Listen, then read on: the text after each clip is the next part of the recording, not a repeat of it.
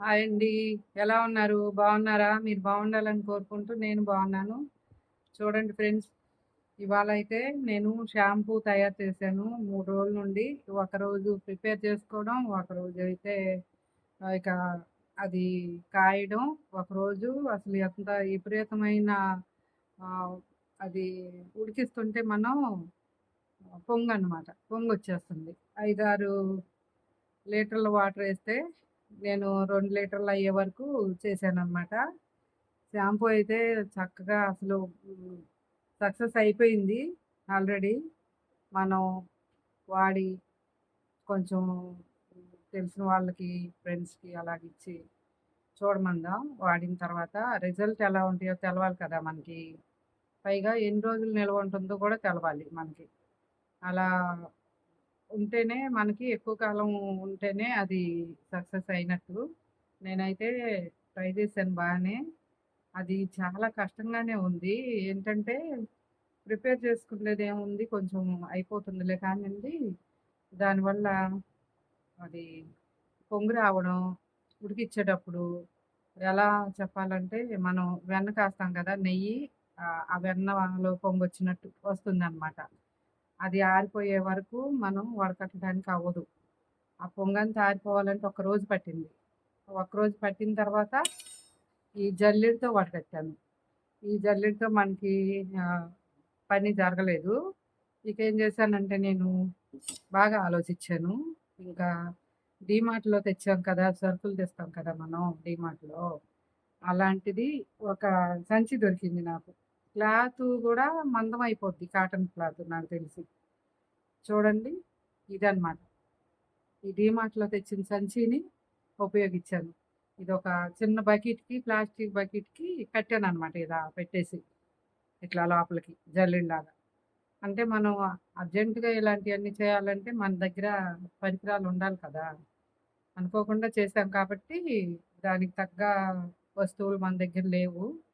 అందుకని అలా చేశాననమాట. ఇది కట్టి మొత్తం కొంచెం కొంచెం ఎక్కడ జల్లిస్తామని మొత్తం నేను కాసింది మొత్తం ఈ క్లాత్‌లో వడకట్టే దాంట్లో పోసేసాననమాట. పోసి చిన్నగా పిండుతుంటే అది నురగనమాట. ఎంతకీ దిగట్ల. ఎక్కువైపోయింది. ఇక మళ్ళీ అది కొంచెం సగం పక్కన పెట్టి, కొంచెం తీసుకొని పిండాను. అప్పుడు బానే అయింది. అలా చేసుకుంటూ వస్తే అలా అయింది లాస్ట్‌లో. మొత్తం అయిన తర్వాత అయిపోయింది. ఇంకా మళ్ళీ కాసాననమాట వడకట్టిన తర్వాత. ఈసారి మనం ఇది చేసాం కదా! చేసింది మళ్ళీ మనం ఆహ్, ఇవన్నీ కొంచెం ఇబ్బందులు జరిగినియి ఇందులో మనకి. కాస్త కష్టంగా అనిపిచ్చింది.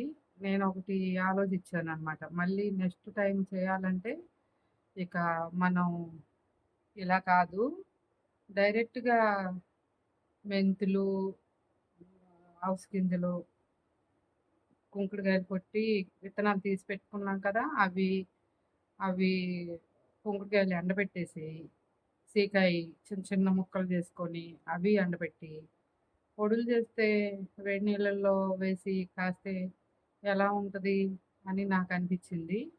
ఈసారైతే కొంచెం ఇంత కాకుండా ఒక 100 గ్రాములు, 100 గ్రాములు తీసుకొని అలా ట్రై చేద్దాం అనుకుంటున్నాను. బావుంటుందనుకుంటా ఐడియా బానే ఉంటుంది. అనిపిస్తుంది నాకు. ఈసారి అలా ట్రై చేస్తాను. కొంచెం కొంచెం తీసుకొని పొడులు తయారు చేసి అప్పుడు కాస్తాను. అప్పుడేంటంటే పొడుల మీద మనకి వడకట్టడానికి ఈజీగా ఉంటది. ఇప్పుడు కుంకుడుకాయలది వడకట్టడానికి అవ్వలేదు.